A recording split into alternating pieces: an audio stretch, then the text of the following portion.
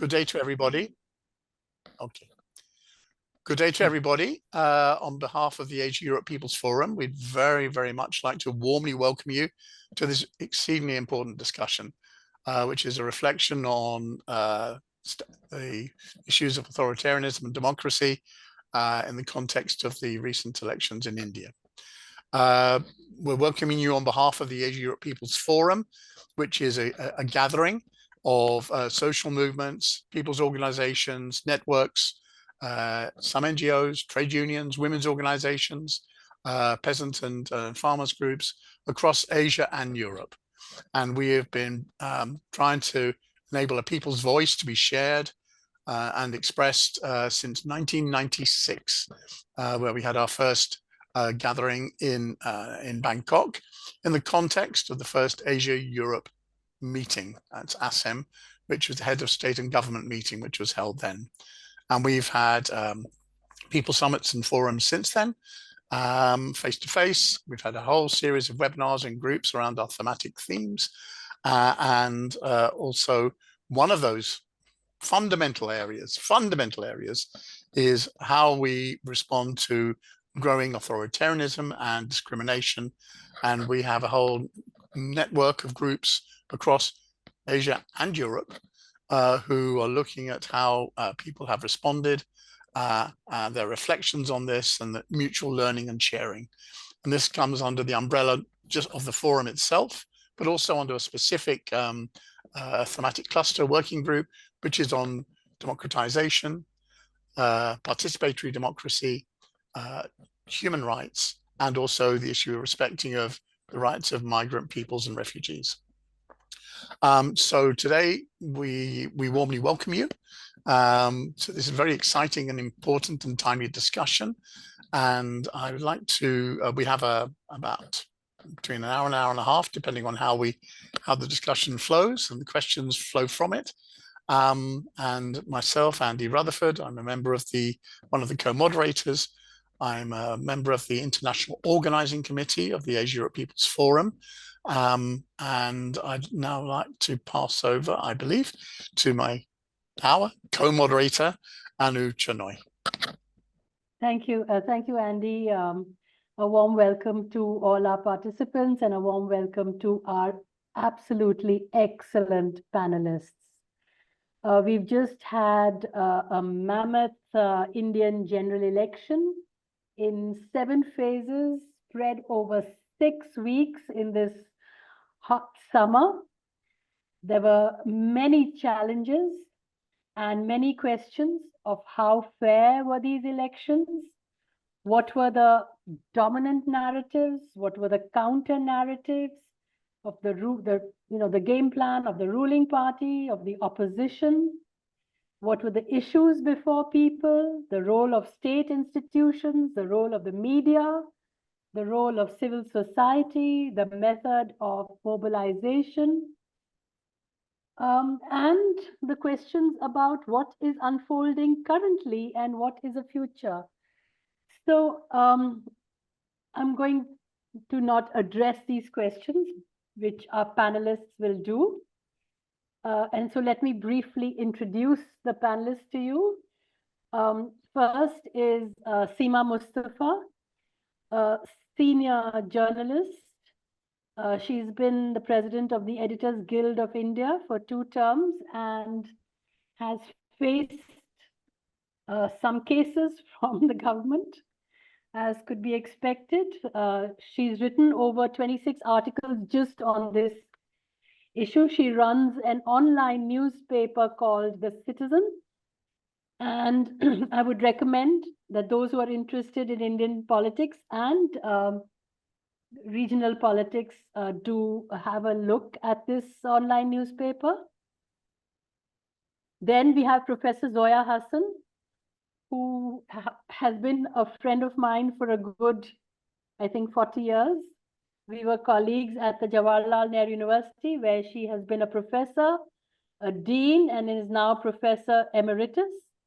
She's written dozens of very important books which have had an impact, especially not only within academia, but I think also for social movements, for journalists, etc. So she's a name to reckon with, and she's done some recent studies on the Congress and the opposition, which are very important. And I would also again recommend that for those interested in some serious engagement, do have a look at some of her deeply researched work.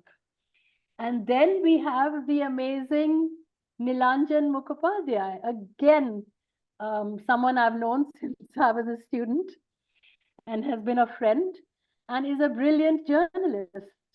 He's been tracking the BJP. He wrote an excellent book on the Babri Masjid.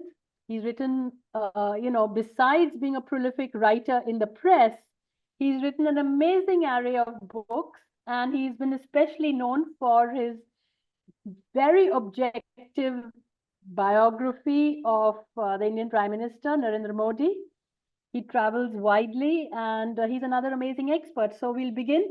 The way we're doing this, the format is I'm going to ask all three panelists to speak for 7 minutes each in the beginning, 6 to 7 minutes. Then I will ask one brief question to each of them, and then which they can answer. And then I think I'm going to ask each of the panelists to ask a question to any other panelist, because they're such experts. I think they'll ask the right questions. And then Andy will take question and answers from our wonderful participants, the number of which is increasing by the minute. So Seema, if you go first, about 6 minutes. 6 or 7. Thank you. Really honored to be here. Thank you, Andy and Anu, for organizing this very, very important lecture, discussion rather. So as has already been mentioned, that our elections have just been completed, and we have the NDA and Prime Minister Narendra Modi back in power, with a difference that this time, because of a very tough fight from the opposition, which came together in the India bloc, the BJP was not able to get the majority it needed to form the government, and has had to rely on two regional players to form the government. And it also has a strong opposition. The elections took place in a rather polarized India. India polarized through very strong campaign of lies and half-truths and threats and intimidation over the last 10 years in particular. And everyone who was at the wrong end of the government stick was voting in an environment of fear and threat. Institutions, as we know, were taken over, as was the media. And so, and the media actually behaved in a way that it should not be called journalism at all. It was a sycophantic, terribly subjugated press that worked for the ruling party shamelessly. And so we had an election where the opposition literally fought with its back against the wall. 2 chief ministers were arrested, several ministers were arrested, others were threatened. No institution seemed to be above or free of government control. And yet there was an opposition fight back, and the opposition managed to dominate.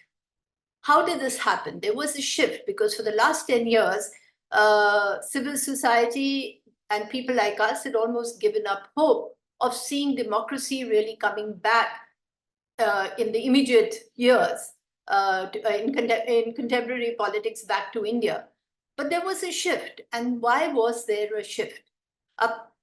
Finally, the opposition actually moved together, and I'll just rush through a few of the reasons which I think really contributed to what I still call the opposition victory, even though they had not formed the government, as it were. There was the campaign. The opposition parties came together to form a strong, or to launch a strong, cohesive campaign where all the leaders of all the parties hammered home the need to save the Constitution of India, warning the people that this was going to be changed and this was their last chance. This was the first election, actually, in my memory of covering elections for decades, where the Constitution became an issue on the ground. And it resonated with the voters who came out in what they felt was the need to save democracy in India. Every point made by the Prime Minister and his henchmen was countered effectively by the opposition leaders this time, which it wasn't in the last two elections, which kept the BJP in power all across the states. For instance, the effort by PM Modi to convince the voters that an India victory would take away reservation from the Dalits and the scheduled tribes and castes and favor the Muslims did not work on the ground, because it was immediately countered strongly by the opposition in all public rallies and press conferences. So the campaign was strong. The other reason was, of course, civil society. Over these years, and particularly in the last few years, more and more sections of society have been impacted by policies, the government policies, by arrests, by intimidation over the past 10 years. Students, women, activists, academics, lawyers, civil servants, all of them came together to join this campaign on the social media with posts, fact checks, humor. They held rallies, they held meetings, they issued statements. So there was a very, very strong involvement of civil society. This was a ceaseless effort. It dominated the social media, it dominated the discourse at different points, which was actually once the BJP reserve. Because in 2014, when the BJP came into power, it just completely took over the social media, pushing aside the Congress or pushing aside the opposition parties, which hardly had any presence there. So this was overcome. A third factor was and is Rahul Gandhi. I know this is a separate story, but the Congress leader, Rahul Gandhi, is, in my mind, the first Indian politician after the BJP came to power to break what was this barrier of fear, what we refer to as the barrier of fear. His Bharat Jodo Yatras created tremendous impact on this front, and it brought all politicians and people out into the field. It showed that there was a way out. In an environment where the Enforcement Directorate, the Central Bureau of Investigation, the income tax, everything was being used to pressure the politician and pressure, of course, other dissenters. The Congress obviously did not benefit from this directly in the states where it was directly fighting and contesting the Bharatiya Janata Party, which is ruling, but it created an environment that penetrated this fog of tension and fear, and it challenged and very effectively challenged the ruling regime of the time. So the larger-than-life image created by the top leadership of the BJP through trolls, through the subjugated media, was effectively dented. And this was extremely important because it also wiped out the preceding propaganda, which was created around the persona of Rahul Gandhi, questioning his ability and his capability as a leader. He was able to thus counter the vicious attack on him without blinking an eye, as it was. And this has also helped and prompted the regional parties and the regional leaders to join the political battle after some initial resistance. Besides this, he was able to forge alliances with the regional parties without allowing political ambitions and expediency to come in the way. The larger-than-life egos were soothed, parliamentary seats were shared with the regional parties, and the Congress did not throw its weight around, as it often has in not similar, but in some situations in the past. The rights issues and a separate narrative. These are the other two reasons. This is perhaps for us most important, as for the first time, the opposition parties were able to move away from the BJP narrative to find one of their own. Save the Constitution, which I refer to, federalism, all this was intertwined with joblessness, with price rise, with guarantees for farmers, youth, women, students, all other sections of society.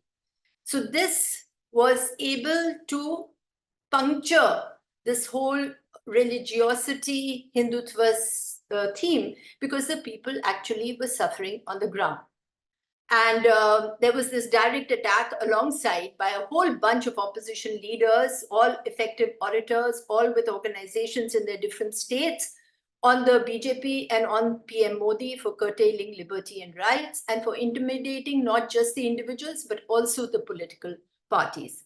So this cut into the narrative of the temple and the Muslim, with a campaign exposing the absence of issues in the ruling party's campaign. And livelihood, of course, were the issues, like I said, of joblessness, price rise. And that brought out really in states like Uttar Pradesh particularly, which was actually being controlled with a very, very heavy hand and had become the ground for terrible atrocities against the minorities and against Dalits. It got the poorest of the poor out in what was almost a wave to vote out or to vote in the Congress and the Samajwadi Party in particular, which is the regional party of that state. So there are going to be many challenges for the opposition, challenges to keep united, to keep the pressure on, to build effective organizations in the states like Uttarakhand, Madhya Pradesh, and others where they were not able to perform at all, to work for the people on the ground, to give teeth to the guarantees that they have made to the people. And they will be under attack. They will be facing similar volley of abuse. So they will have to be working on that. And of course, for the BJP also, and I think Nilanjan will be able to say that more, but there are problems within the party, between the party and the BJP top leadership, between the top leaders and the regional leaders, between the BJP and the mentor RSS. I don't know whether, and all this is yet to play out on the ground right now. These are all rumors and sources, and what, of course, the RSS chief Bhagwat himself said, that he's not very happy with this whole culture of glory around individuals, such as the Prime Minister. He did not name the Prime Minister, but it was so seen. So let's see how this plays out. But this time, the future is not as bleak as it was 10 years ago and 5 years ago. Thank you. Thank you so much, Seema. I'll ask Zoya now. Zoya, your 7 minutes.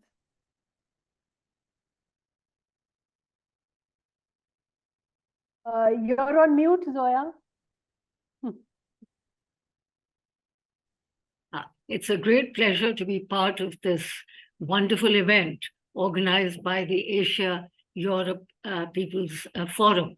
I'd like to thank my friend, Professor Anuradha Chenoy, for asking me to participate in this important event. And thanks, Anu, for the very generous introduction. Now, I think the Bharatiya Janata Party, that is the BJP, fell short of an absolute majority, which is a far cry from its claims made during the election campaign. Prime Minister Narendra Modi and his party, which had expected a huge landslide majority in the 2024 elections, were delivered a wake-up call by voters who gave the party just 240 seats, well short of the halfway mark of 272. The big surprise came from the keystone state of Uttar Pradesh in the Hindi heartland of North India, where the BJP and its allies got fewer seats than the opposition India bloc. In fact, the BJP got almost half the seats it had won in 2019. And the state of Uttar Pradesh had been written off by just about everyone as a state where the BJP is bound to win. It's a done deal for the BJP because the opposition is disunited, divided, and incoherent. Now, 3 results stand out in this remarkable election. They actually sum up the direction of this election, if you will. Narendra Modi won his own constituency of Varanasi in Uttar Pradesh by a narrow margin of 1.5 lakh votes, when the BJP was boasting of a victory by a record margin. Faizabad, Ayodhya, where the Grand Ram Temple opening in January of this year was billed as the ultimate triumph of Hindutva, rejected the BJP in favor of the Samajwadi Party leader from the Dalit community. This is extremely important.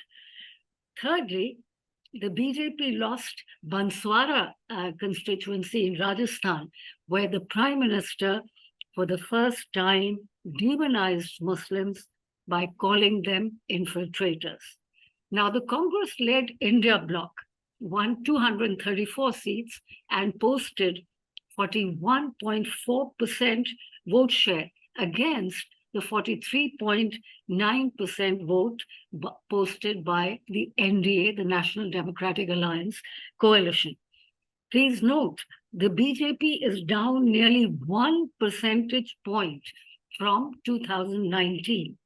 Now, of course, the BJP hasn't lost the election. It has formed the government, but it has been humbled. And BJP's humbling at the ballot box is a victory for Indian democracy.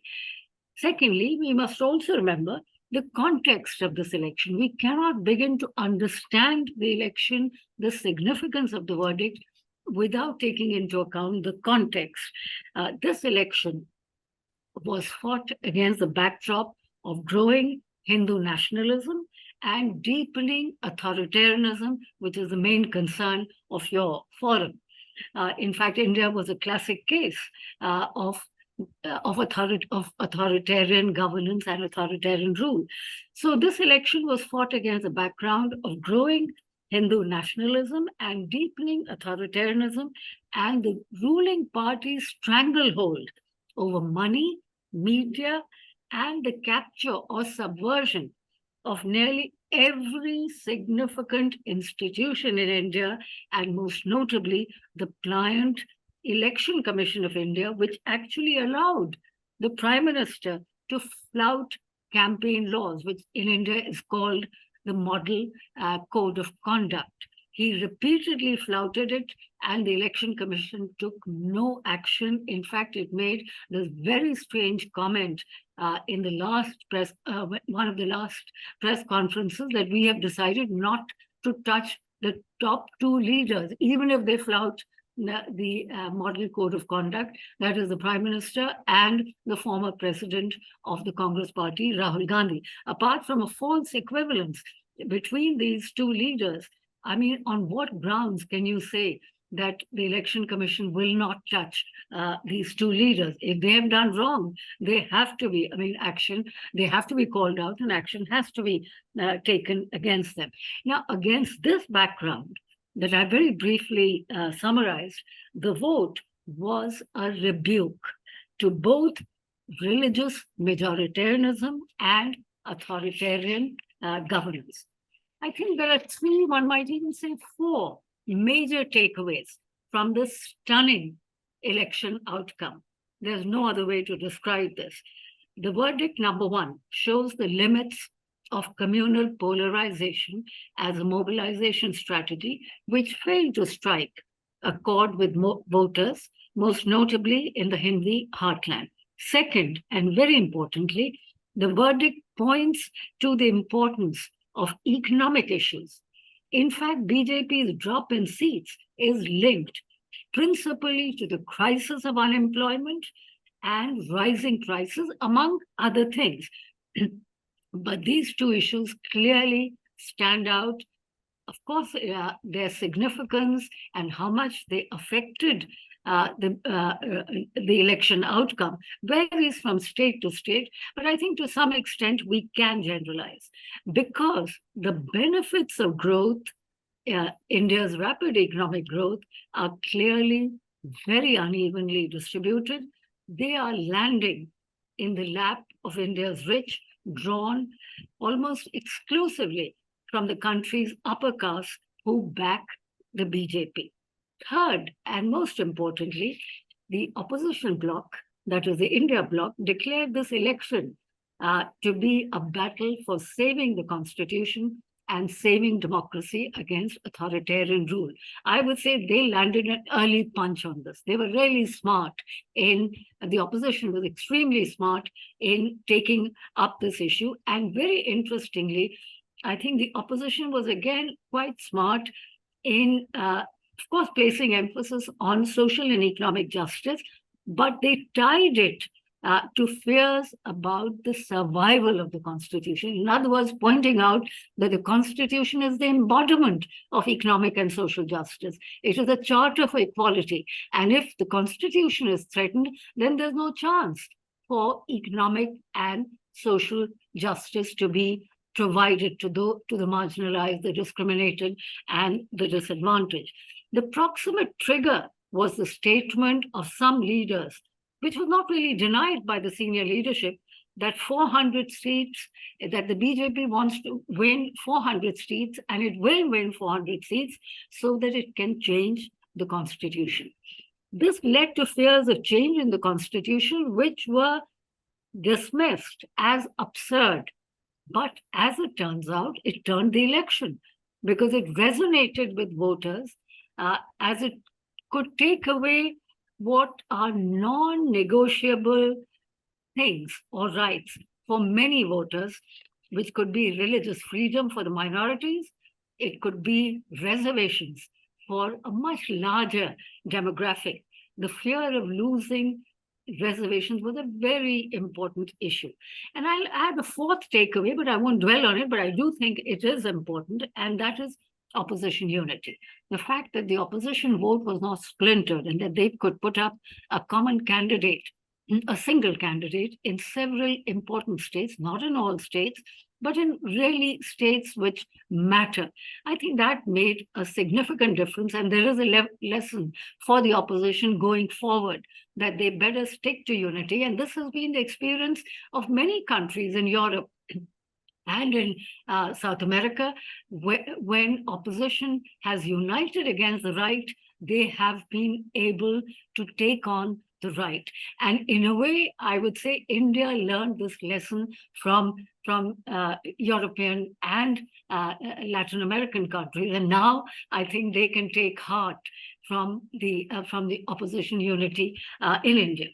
So when the results were announced on 4th June, a new era of coalition politics was ushered in, an uncharted territory for a leader who has often bragged of his ability to beat the opposition single-handedly.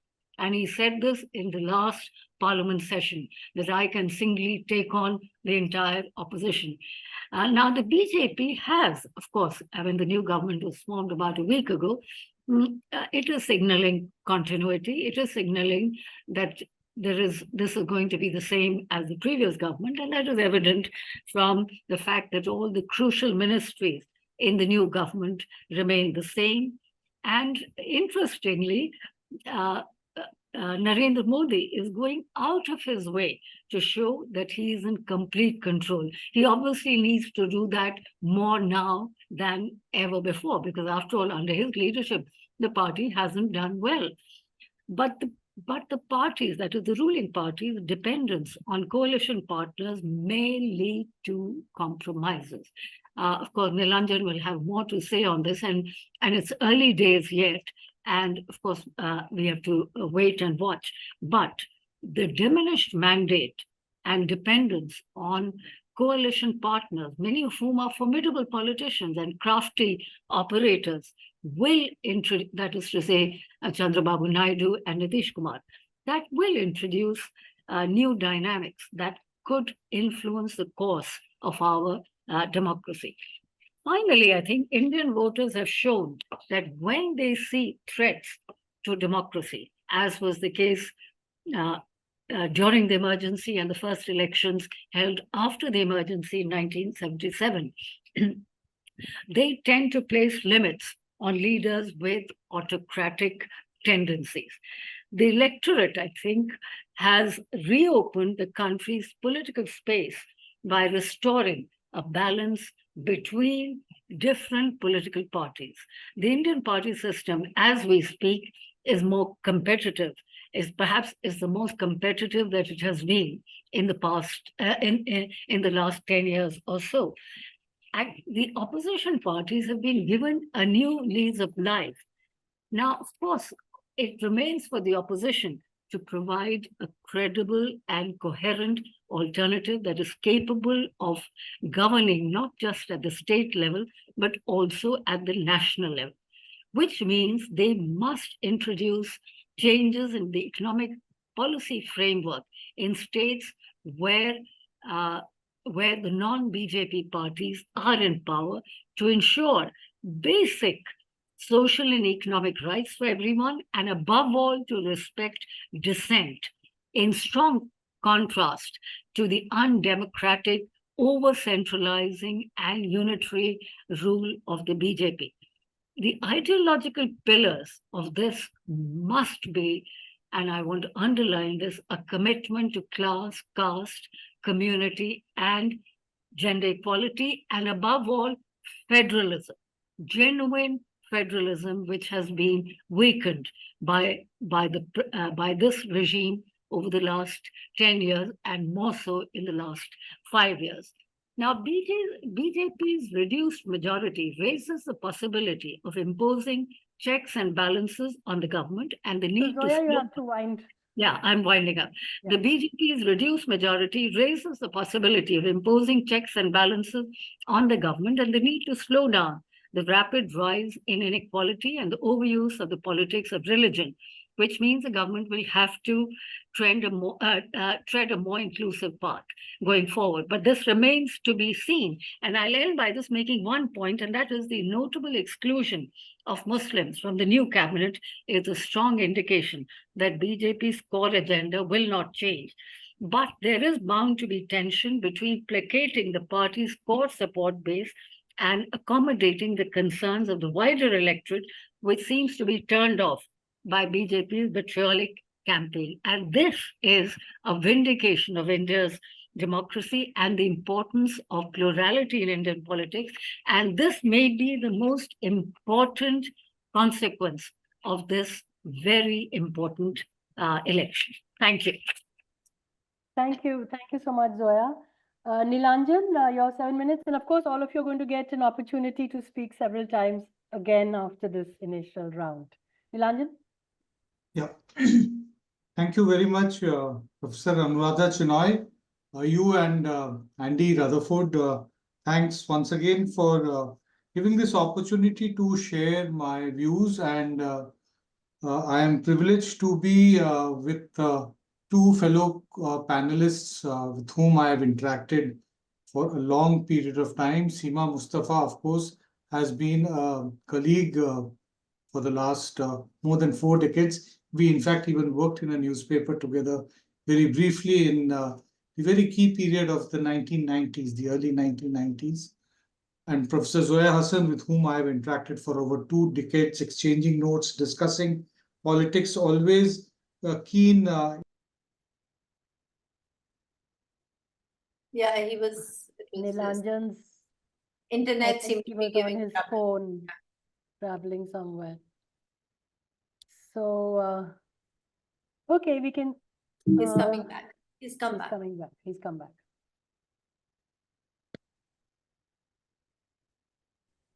Am I connected now? Yes, Yeah. yes, you are. Yeah, I had lost the connection, I think, so for some time. So let me begin with my presentation.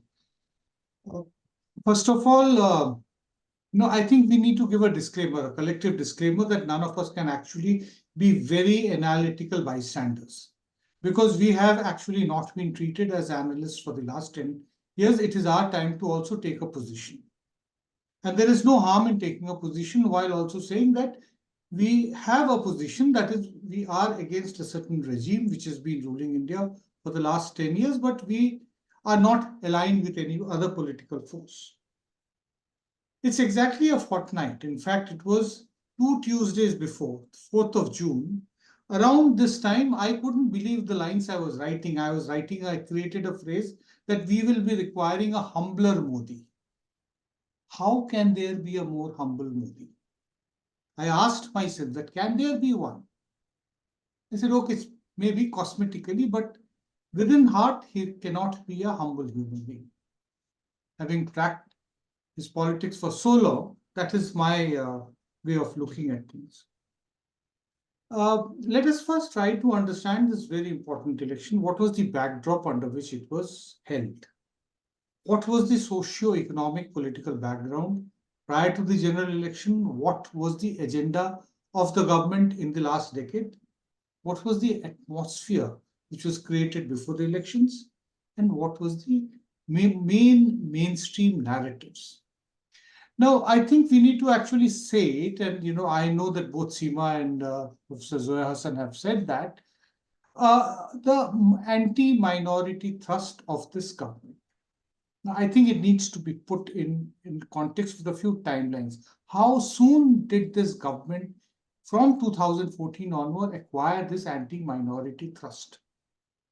May 2014, we had the electoral verdict, which gave the BJP a clear majority, the first party to get it in more than 3 decades. Within a month, sometime towards the end of June, early July, there were by-elections in Uttar Pradesh. Who was made the coordinator from the BJP for these by-elections? It was none other than Yogi Adityanath, then known as one of the most Islamophobic members of parliament of the BJP.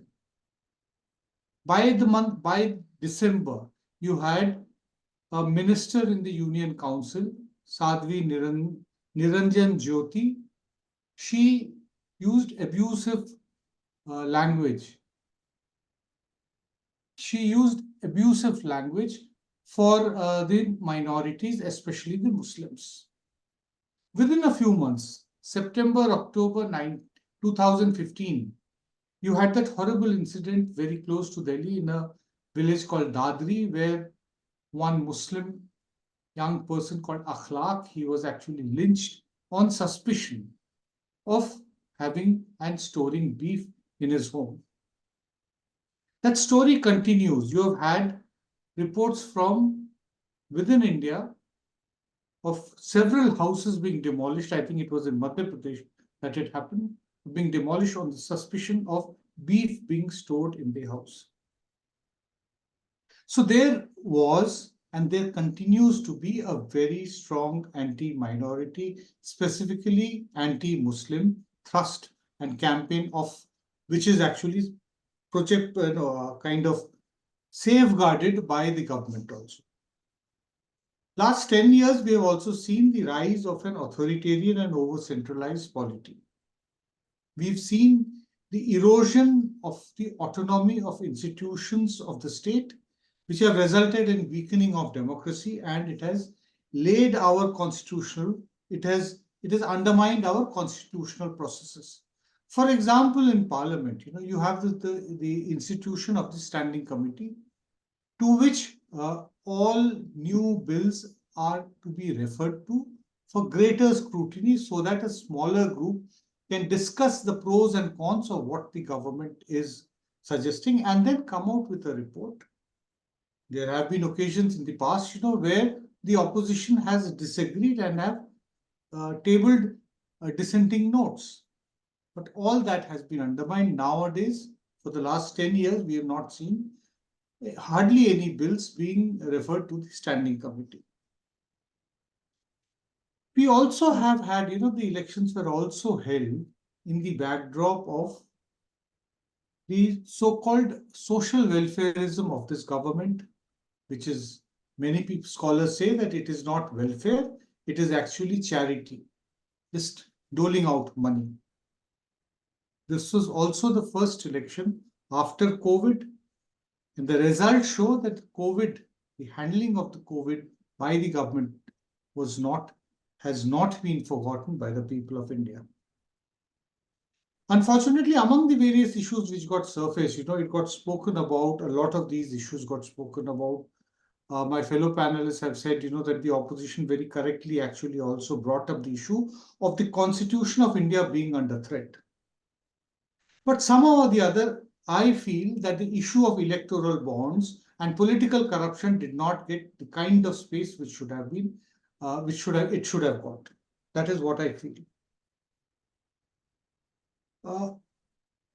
The elections were also held, and it was very correctly projected by the opposition, the issue of urban as well as rural distress, primarily triggered by unemployment, price rise, and of course,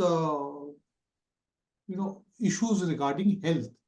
Health continued to be one of the biggest worries, despite the health insurance schemes which has been done. There have been several significant reports in the media which actually say that getting insurance, getting the compensation is actually very, very difficult. During the elections, of course, we had the Election Commission of India, which was anything but neutral, anything but non-partisan.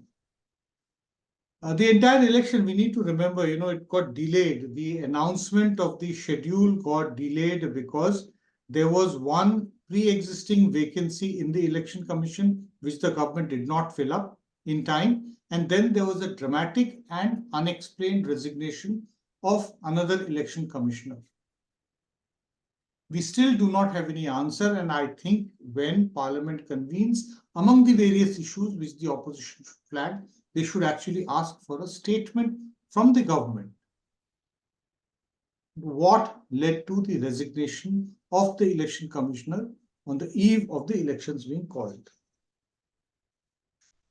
One of the important things which we saw about the discourse of the ruling party and Prime Minister Modi was a repackaging of the programs which he had been run by the government for the last 10 years.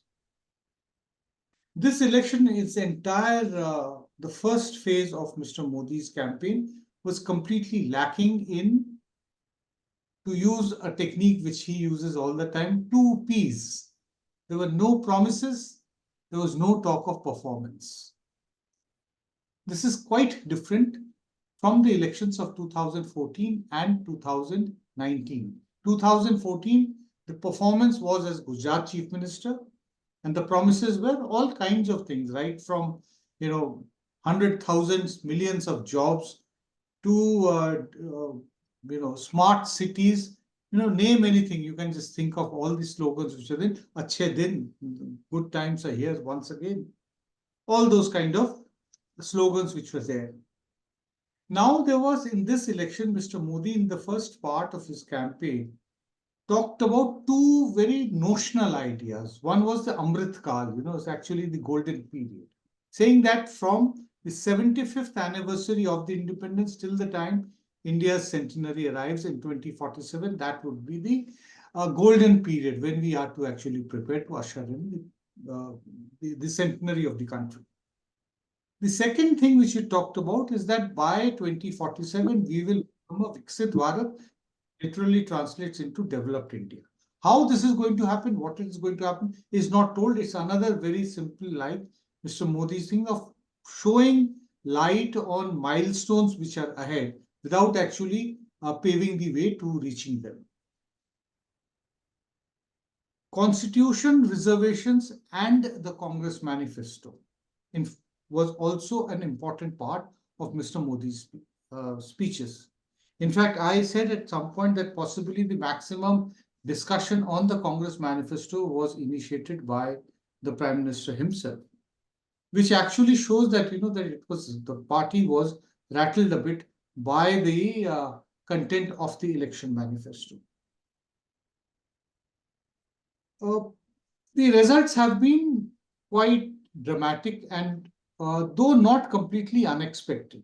Several of us had actually started writing in the course of the elections that things are not really working out very well for Mr. Modi and the BJP. That there seems to be anxiety written, largely on his face. It's very anxious all the time. It was very clear to anybody who had been actually studying his expressions, the kind of language that he uses. So if we actually look at the results, we can actually divide it into 3 categories. We have the 100% states where the BJP won all the seats. Madhya Pradesh, Delhi, Uttarakhand, and Himachal Pradesh. These totally account for 45 seats. Now, if we actually compare it with the performance in 2019, you'll find a huge fall. It was publicized a lot to actually project the invincibility of the BJP, that the BJP in 2019 won 224 seats with more than 50% vote share. How many can they lose from them? That was asking. 10, 15, 20, not more than that. So the BJP was considered to be sitting on a very comfortable cushion of 200 seats. All that it had to do was to build on this. But what do we find? That they have actually lost more than 60 seats out of these 224, where the BJP now not only has less than 50% of the votes, but they also lost those seats. So elections have this tremendous capacity to humble everybody. In fact, one of the psephologists at one of the seminars which I participated who mentioned this point, 224 cannot reduce beyond a certain point. I'd asked, that in 1977, did anybody study the number of seats which the Congress won in 1971 with more than 50% vote share? Nobody has studied the past to actually say that the similar kind of thing can happen. The maximum that we went back in the course of this election was 2004. And that too very notionally, that we are expecting a 2004 to happen. There were some states where, along with the allies, its NDA partners, the BJP was able to gain more seats. Andhra Pradesh, Odisha, Telangana, Kerala, very surprisingly, 1 seat, and Karnataka. Karnataka, I'm sorry, Karnataka is in the losses category, my mistake, and Kerala and Chhattisgarh. These are the states where it made, not even Chhattisgarh, sorry, my error. Yeah, Kerala is the only one. And the losses came from the states of Bihar, Gujarat, Haryana, Jharkhand, Karnataka, Maharashtra, the Northeast. Very important. The uncontrolled violence in Manipur not only has had reactions from the RSS, but it has also had from the electorate. The BJP did very poorly in the northeastern states. Punjab, Rajasthan, of course, Uttar Pradesh, and West Bengal. Nilanjan, you'll have to wind this. Yeah, I will. I am just coming to the last part of it, that what does this election hold for us? Now, the biggest message which is there is that Modi is not invincible, that he too can be held back. There was this slogan which had been created that do what you wish to do, but it will be Modi who will get elected once again. Well, he's in power, but he has a different number of seats with him. So we find that the light has got in, but it is not yet daylight. The door will have to be pushed always consistently by everybody, right from the opposition to the people in the media to the civil society. The government, it has to be remembered by everybody who are the critics of the government, that this government is wedded to cronyism. So egalitarian development of society shall not take place, just like it did not in the last 5 years. I'm also saying this with a certain amount of conviction. I do not think that this government is going to last in this with this composition for the next 5 years. There will be some changes in the ruling alliance. There will also be some changes in the opposition alliance. In one sentence, we are in for some exciting times, and that they are indeed changing. Thank you very much. Thank you. Thank you so much, Nilanjan. I think I have a common question which can be addressed to all three, and that will also shorten our time. And, Indian elections are also known for their caste coalitions.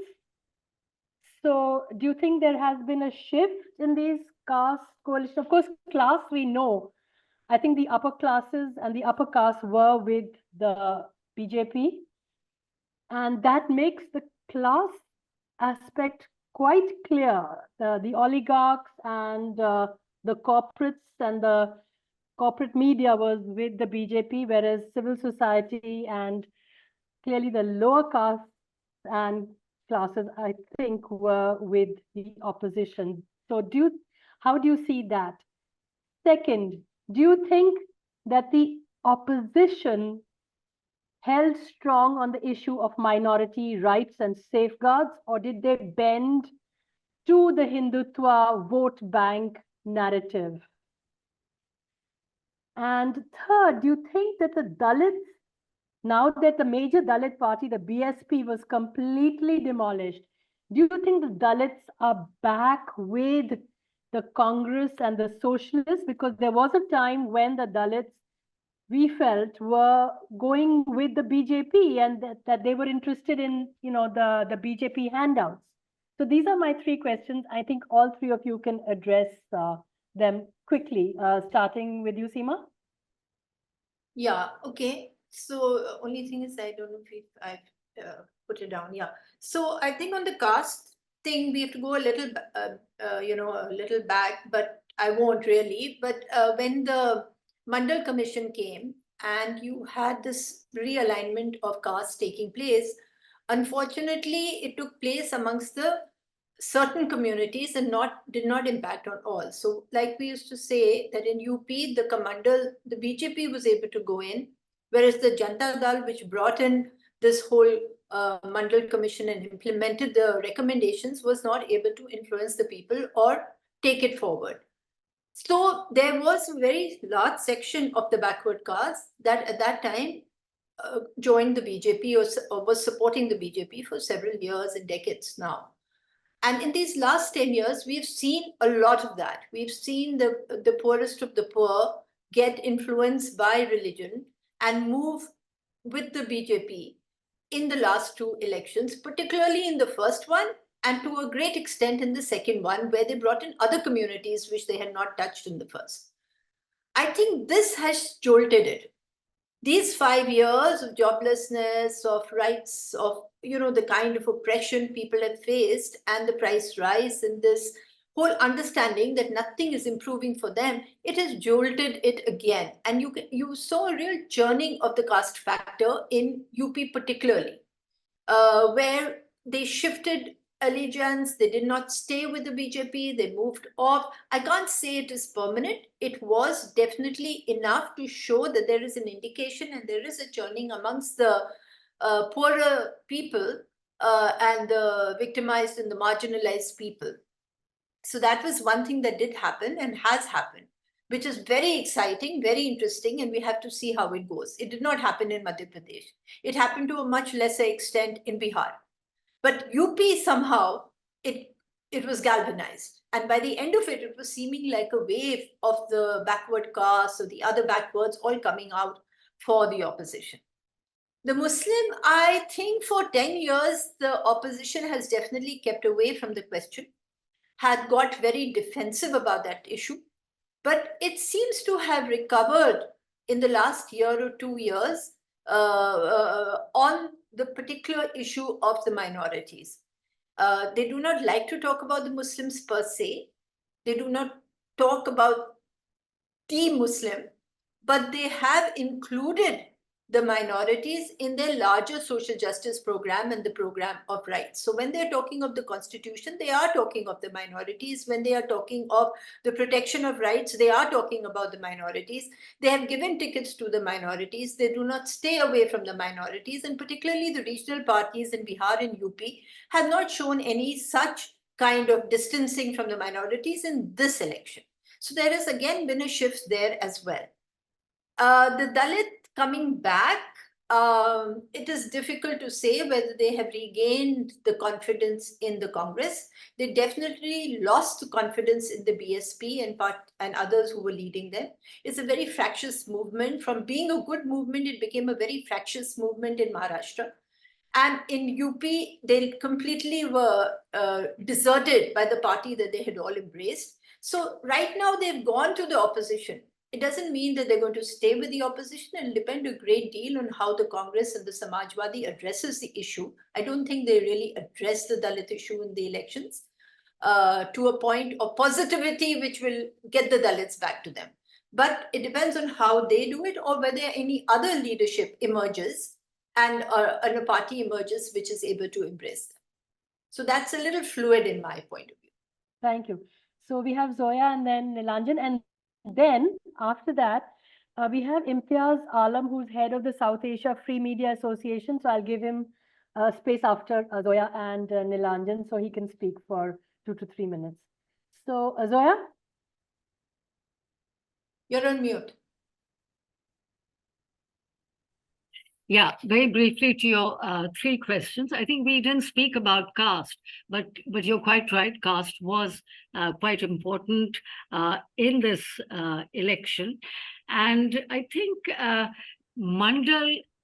What happened in this election was Mandal was pitted against Hindutva. It's not quite Mandal as in the past. This was Mandal 3.0. But I think the interesting thing was that the opposition was able to counter BJP social engineering with its own social engineering formula by making a very deliberate choice, which was reflected in the candidate choices. The very fact that the Samajwadi Party in UP gave only 5 tickets to Yadavs, whereas in the past they would have given many more. And the majority of tickets they gave were to what are called the EBCs, which is the economically backward caste. And that seems to have paid huge dividends for the opposition. Number 2, the minority safeguards. I think the opposition really evaded the issue of minority issues, and they focused on a broader conception of social justice. But that conception of social justice was primarily a caste-based one, with their emphasis on the caste census and so on. Third, Dalits moving back. I think the Dalits are moving back to the opposition, and I think this was one of the striking features of this election. Now, whether the opposition and the Congress in particular can sustain this remains to be seen. But just as the shift of Dalits from Congress to BJP was very significant, now I think the shift of Dalits from BJP back to the opposition is significant. So I think these are 3 interesting and important issues that we can watch for. Nilanjan? Yeah, I'll be very brief. On caste, especially about reaching out to the OBCs, the BJP got the space because both in UP and Bihar, and also it had repercussions in other states also in North India, the bulk of the non-BJP parties were identified either in Bihar of Lalu Yadav and Mulayam Singh Yadav in Uttar Pradesh as the MY formula, Muslims plus Yadavs. So it led to the non-dominant OBCs feeling slightly deprived and missing out on all the political empowerment that came to them through the 1990s post-Mandal period. Now, for the first time, the BJP found a challenge in that tactics by the Samajwadi Party under Akhilesh Yadav. What has to be seen is that whether this is going to lead to any desertion by the Yadavs or not. In this election, it is not. So this strategy has to be continued, and it has actually had a very good impact. It is evident in the elections, but it has to be continued. And the Samajwadi Party will have to continue with the good work it has done in the grassroots, even during the non-election periods. Just the way that the BJP continues its campaign even after the elections are over, the parties have to do bit similarly like that. In Bihar, there is a certain amount of groundwork which has to be done by the RJD and its allies, the Congress and other parties, because assembly elections are scheduled to be held in September, October 2025. But if the grapevine is to be believed, that they might also be advanced by the BJP and by the Janata Dal U, because it thinks that it might benefit from the momentum that it has got in the Lok Sabha elections. On minorities, yes, parties have been diffident. Non-BJP parties have been very, cautious. There was that very, I would say that not a very encouraging statement of Sonia Gandhi a few years ago that we unfortunately have a pro-Muslim, pro-minority image. She actually spoke about it in one of her party meetings. I think that we need to appreciate the fact that Rahul Gandhi has actually spoken about the issue of communalism very strongly from the time that he embarked on his Bharat Jodo Yatra. The entire thing of the conceptualization of Nafrat ke bazaar mein mohabbat ki dukaan, that in a marketplace of hatred, he is running a shop of, love and affection. I think it's a very, not naming minorities, but then conveying everything. On Dalits, yes, the process has started once again back to the Congress, but this has to be consolidated for the next few elections to hold and become once again, by and large stable with the Congress party. The BJP's outreach to the non-dominant sections of the Dalits, that is something which requires further work on. Thank you. Thank Thank you, you. Nilanjan. So, Mr. Imtiaz Alam, if you're here, Imtiaz Alam is the head of the South Asia Free Media Association. He's joined as a participant. If you can speak for couple of minutes. Yeah. Yes, I think I have my best of friends on this panel, seeing them after a long time. My feeling is that the opposition overestimated Mr. Modi, while there was no pro-Modi wave. Number two, mainstream Congress was timid in its attack on Hindu revivalism or Hindu nationalism. It was not openly talking about the minority rights. It was saying मोहब्बत की दुकान, नफरत की दुकान की जगह मोहब्बत की दुकान खोलेंगे वगैरह.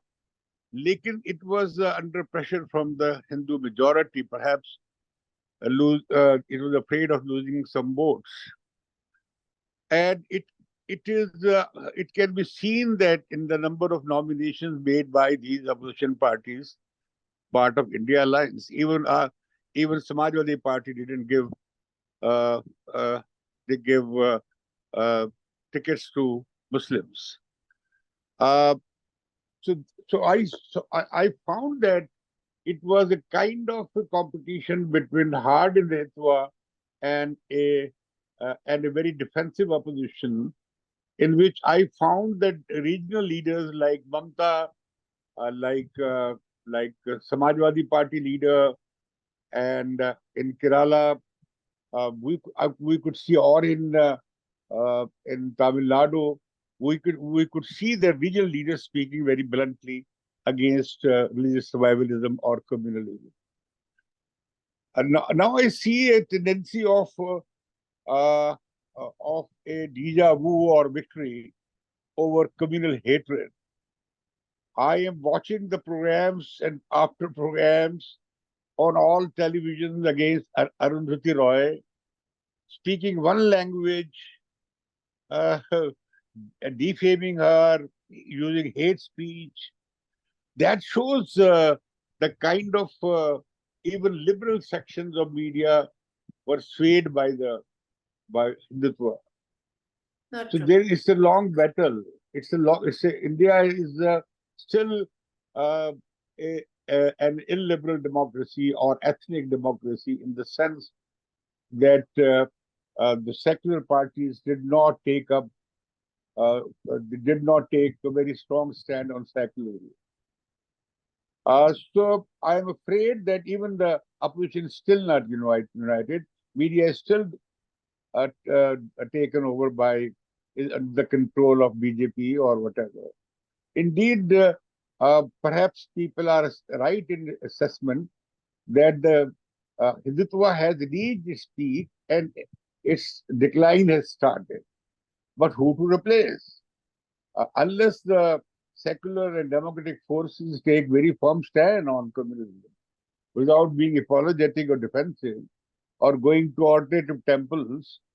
So instead of doing that, they should be taking very tough life. But I think the people of India or the electorate has curtailed, has cut Mr. Modi to his size. It is required that even the next elections, in the state elections, people will be, I hope that people will be reacting with even sharper, in a sharp manner, or with greater opposition. But I would just add one point. then I just want to listen to the speaker. What would be the fate of Indo-Pak relations under Modi 3? Okay, thank you for that, Mr. Alam. So Seema, if you want to respond and also ask a question of the other two panelists, please go ahead. Just a word to Mr. Imtiaz Alam. I think he's been watching a lot of television and not reading the alternative media in India, because your views seem to be very, very dominated by that. At the moment, there's this whole undercurrent which was able to, influence the elections as we see it. So we can't just read the embedded, watch the embedded or read the embedded media and take it as gospel truth. It's completely sold and bought media, as we have in different countries, including the USA. I will ask Nilanjan a question. This Bhagavad RSS Bhagavad speech, do you actually see that there is a difference between the BJP and the RSS, or is this all to some extent cosmetic and not really, and it's all about control and power? Nilanjan, you can answer, and then if you want to ask a question to either Zoya or Seema or Imtiaz. Sure. No, just a bit responding to the question about Mr. Alam's Indo-Pak ties. Well, the non-invite at the swearing in of the government should give us a clue as to what is the future of Indo-Pak ties under Mr. Modi in his third tenure. I don't think it's going to be a priority area as far as this government is concerned. They don't really value, because otherwise they're going to lose their core Hindutva support base here. And in fact, that is the basic problem. The core Hindutva support comes from very parochial Hindu nationalistic outlook. And Hindu nationalistic is not just Hindu nationalist, Hindustan nationalistic. So sooner or later, people in Odisha, that is what I think, people in Odisha, people in Telangana, even people in Kerala, where I think in any case the victory is not because of the BJP and Mr. Modi, it's more about Suresh Gopi's own personal victory. But I think that these are not likely to become very permanent things, provided somebody is there to grab the space. It's for the Congress to actually create the space of the, grab the space of the opposition in Odisha. That is what it has to do. It has to once again galvanize the party apparatus and build the organization, something which Priyanka Gandhi has shown that she can do. So I guess that now with a bigger role for her in politics, that is something she is going to be focusing on, building the organization. Seema's question, yes, everybody is keen to know that what is going on. During the elections, it had become very clear that the RSS was not putting its heart and soul into this campaign. Yeah. I vote personally in Ghaziabad. People have come to our house every time before elections to come and seek the votes. They come and say that you don't have to vote. We are not asking a vote for any political party, but please go out and vote. They came during in the month of January 2021 to seek donation for the Ram temple. They came in January 2024 to distribute that little akshat, what they call for the Pran Pratishtha ceremony. They didn't come this time. I cross-checked with our neighbors in our township that did they come to any other society besides ours? No, they didn't. And this was fairly early in the campaign. The moment we started actually getting similar kind of anecdotal reports from friends in different parts of the country, that the RSS network was not visible, that one noticed that Mr. Modi changed tack on the 22nd of April with his Maswara speech. Suddenly using a language that it will be distributed among those who have more children, it was a straight, going back 22 years to 2002, September 2002.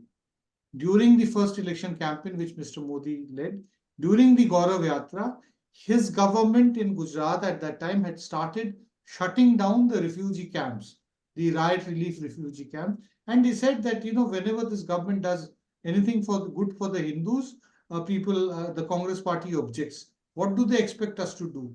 to continue these baby producing factories. So this obsession has been there for a long time, that Muslims, demographic conspiracy, Hindus will become a minority in their country. This is the RSS campaign which has been going on since the 1970s. So it continues and is part of Mr. Modi's narrative right throughout. So it is, so the RSS was not participating. That is the core point which I was saying. JP Nadda wouldn't make such a statement in the middle of the elections unless he had clearance from the boss. There's only one boss. So must have been told ki say hum alag ho gaye. So there is definitely an aspiration in Modi. We have to actually understand Modi. Modi is a committed Hindutva, Hindu nationalistic leader. The problem with him is that he has outgrown the work ethos of the RSS, where there is a collegial style of functioning. That used to be the case with the BJP also. Anybody who has, Seema would know, anybody who has seen the BJP in the 1980s and even the 1990s, that no decision used to be taken in one small room. It used to be taken invariably in a big room where at least about 20, 25, if not 20, 25, at least 10, 12 people were there. And the voices of everybody would be articulate. Now everything is decided behind the curtains. It's decided by two people, maybe even one person. We really do not know what the two people speak to each other. For a long time, there have been whispers within the RSS that व्यक्ति बहुत ज़्यादा प्रमुख होता जा रहा है, संगठन पीछे चला जा रहा है. That the individual is becoming too prominent, the organization is being pushed in the background. There were voices even within the BJP which said that the organization is being destroyed. There is going to be no party left after the Modi era is over. Everybody knows that it will come to an end at some point or the other. It cannot continue indefinitely. There will be a bitter battle of succession. There already has been. There has been a problem between Modi and Yogi Adityanath, which has been visible on several occasions, 2022 during the Uttar Pradesh elections, most importantly. So Bhagwat's statement, Venkaiah Naidu's statement prior to that, that this verdict has sent a message that the sentiments of the poor cannot be ignored. Who would Venkaiah Naidu send a message? Obviously to somebody who has performed below what was expectations, not to somebody who's performed better than what it does. And why should Venkaiah Naidu say that I just sent a message to the Congress party or the Samajwadi Party? An article in the Organizer does not publish articles unless it has some kind of a clearance from Nagpur. In Indresh's statement. Now, Indresh is not a junior RSS worker. He is very senior. Besides handling the Muslim Rashtriya Manch, he's also been in held various important positions within the RSS. He does not have any official designation because of various legal bindings which are there, from the old cases which are pending against him. So I think that there is not going to be an immediate crisis, but I think that the RSS would be sending a very discreet message to its affiliates that you also must be careful about your own interests within the sector that you're working in. So for the last 10 years, the Bharatiya Mazdoor Sangh, the trade union, which is the largest trade union in the country, which is affiliated to the RSS, has not really taken up workers' issues. The Kisan Sangh, the Bharatiya Kisan Sangh, has also not taken up farmers' issues. You have the RSS affiliates in virtually every walk of the life. What do we see immediately after the Mohan Bhagwat statement?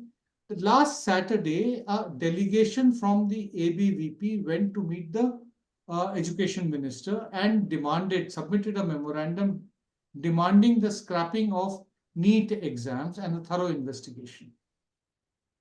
In the last 10 years, I don't remember a delegation going to any minister and submitting a memorandum and making a demand from the government. Whatever was there was done behind curtains. So at least it is now coming out.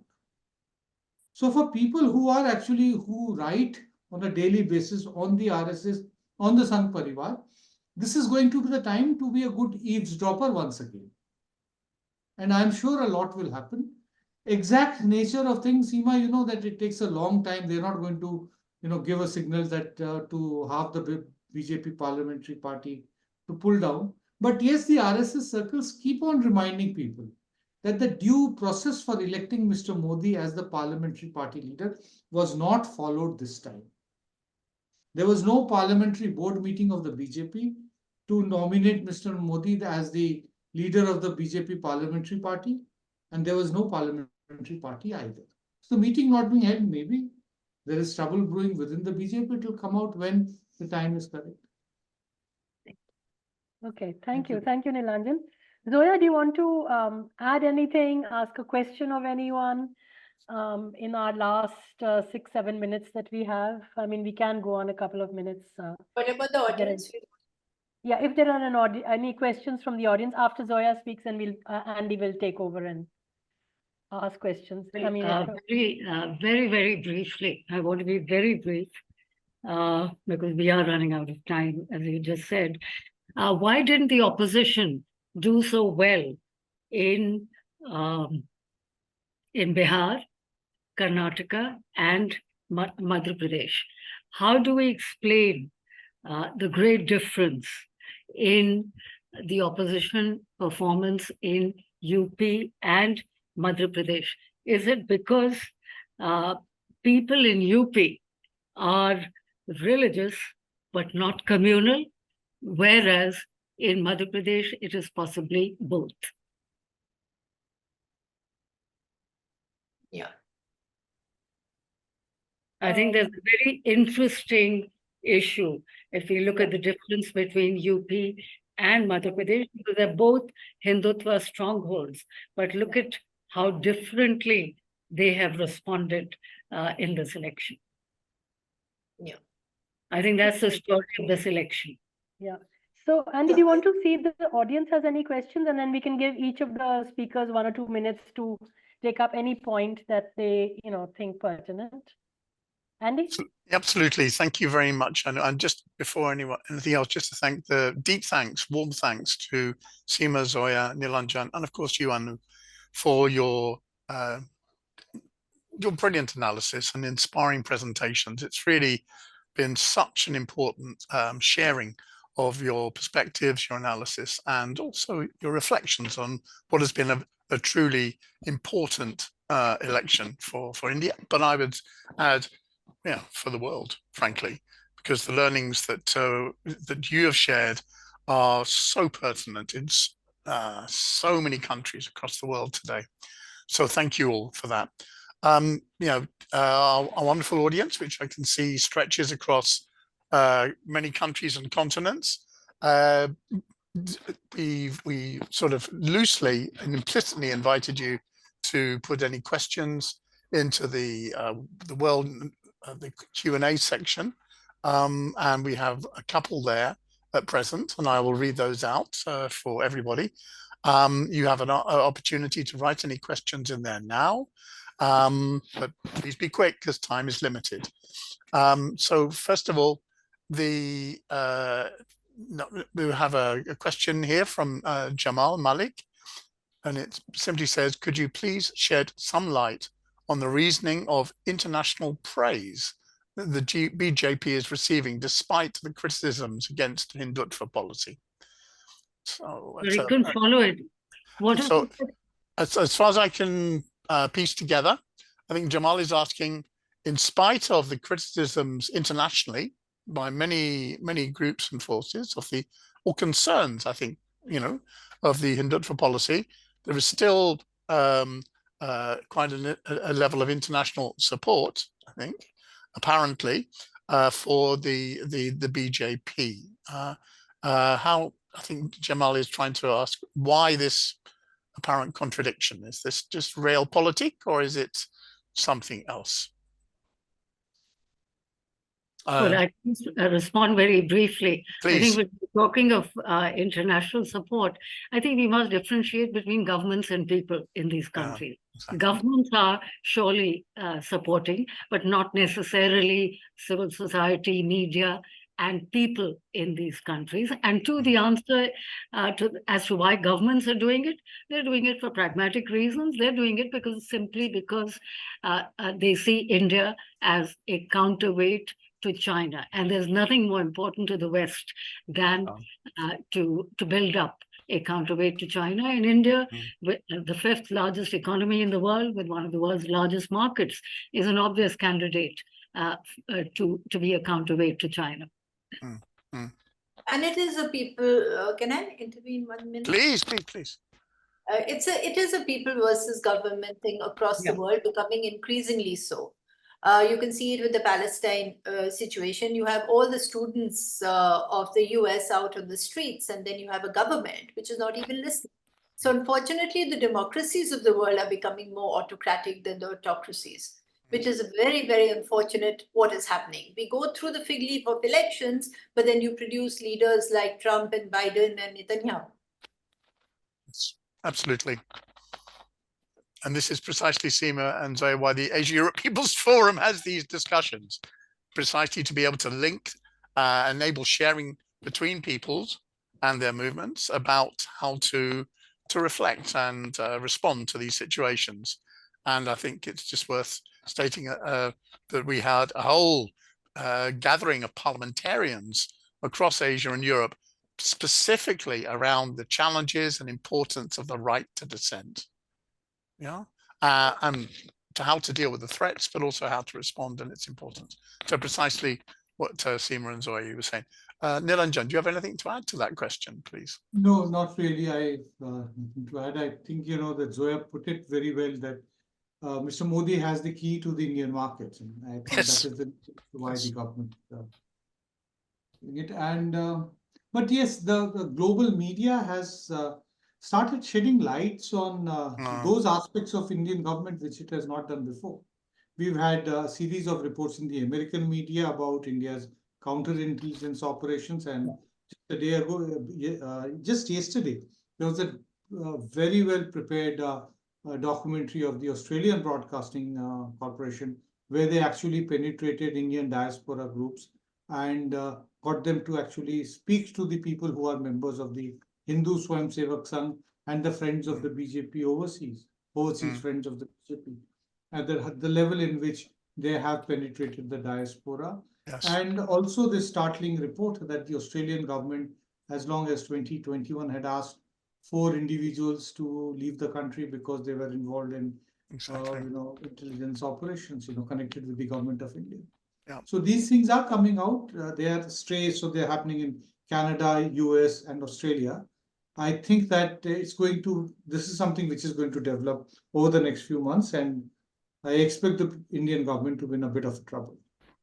And also to add, it's also to add to that list, the UK and Europe, because there's a lot of coverage on the role of, how should we put it, BJP organizers in different universities and different areas, but highlighted, as Seema and Zoya have said, by, how should we put it, independent media, but also mainstream media increasingly. Andy, if there's no other question, if there's no other question, can I just add one last point, please, which is important, I think, for us for our panelists and for Asia-Europe People's Forum. And I think there are 2 takeaways that international social justice movements and civil society can really learn from this. One is of course, this is everything that the panelists have said, and one is the fact that this dislink between governments and people has been growing internationally in all countries, but there are ways to counter it, and people speak during elections. And after that, the governments which are formed often forget and go back to business as usual. But that is a lesson we can see from our elections and from the recent European elections, that they have said no in their own way, whether right wing or left wing or centrist, but they've said no to their governments and their parliamentarians. And There's second, a very despite the interesting question, Anu, in the chat box. Please Yes. take a look. I think it's a very important one. Yeah, it's relevant to what you've just been saying, Andrew. Thank you, Zoya. Somebody called Okay. Mr. Hasnan, I think. Yeah. Oh, okay, I haven't seen that. Yeah. Just it was basically, very basically, Husnain is asking Anu, after a weak government, will the Modi's government policies be, I think it's weaker, but not weak, become more authoritarian, or will the weaker government relax their strict policies and try to regain popularity? The dilemma, let's say. I think maybe Seema can respond Seema briefly. can respond to that. Yeah. I don't think this government is looking to regain popularity. It thinks it is popular by exactly the policies it has followed. It did make no amendment during the campaign. It didn't shift track even for a second, even when it was clear, like Nilanjan and all said, that we knew that they were not going to do so well. The signals that they have set forth as soon as they formed the government are all more of the same, right? They started with the prosecution of Arundhati Roy. Whether that happens or not, it's this kind of strong arm, muscle flexing kind of messages that are being sent out. So I don't think the nature of the beast is such that it does not know how to change track. And it believes that strength comes from intimidation and fear. But I think I'll just add to that while I agree with Seema. But I think there is evidence, and I think Nilanjan might want to pitch in on this. I sense that there is a crisis of the right. Most of the time, we are talking about the crisis of the left and the crisis of the center. I think this election is interesting because it is giving us some hint of crisis in the right going forward. So given that situation, maybe, I mean, it's still early days because after all, the government has been effectively in power for about 10 days. It's early days yet. But, you know, coalition compulsion sooner than later have some effect. It may not change their core agenda, but possibly their functioning might well be moderated, or at least so one optimistically hopes. The checks and balances will come from the outside. That's the point. Exactly. But from within will continue. Yeah. The problem which I anticipate for this government is Mr. Modi has never been faced with the situation that he is facing now. Exactly. He's always had a brute majority. So, and he's never had the reason to cozy up to anybody. I'm just saying that that's not his style. To listen to others and consensual politics, trying to reach common ground is not his it's going to forte be at all. the speaker and the deputy speaker's election next week is going to be a test case. Yeah. We will actually get some indications from it. What happens, whether he is going to be insistent on not giving the deputy speaker, not having a deputy speaker. The whole of the last parliament, passed without having a deputy speaker. It's a constitutional post, and they didn't have one. So there will be these things. He will have a problem of how does he keep himself out of this government. He can't, he can't help it. It creeps in. There were these two speeches which were made on the 4th of June and then on the 7th of June when he was elected by the so-called elected by the NDA in parliamentary party, where a large number of commentators said, that look, he's not using the word BJP, he's not, he's using NDA government, not calling it Modi Sarkar. But you dig deeper into the speech, you will find that he is still praising himself, that Modi the chai wala, he can always work very hard. You work for 10 hours, I'll work. Modi will work for 14 hours. So this problem with Modi is that this constant glorification, self-glorification, speaking in the third person, those are part of his instincts. If he has to speak, he will speak for 1 hour plus. That was 1 hour, 12 minutes he spoke in the NDA meeting. So this thing of being too full of himself will be very difficult to shed. And I think, that is something that will be the primary reason that why he may eventually stumble. Exactly. Yeah. I think the changes will become more evident after the state assembly elections later this year in Maharashtra, Jharkhand, and Haryana.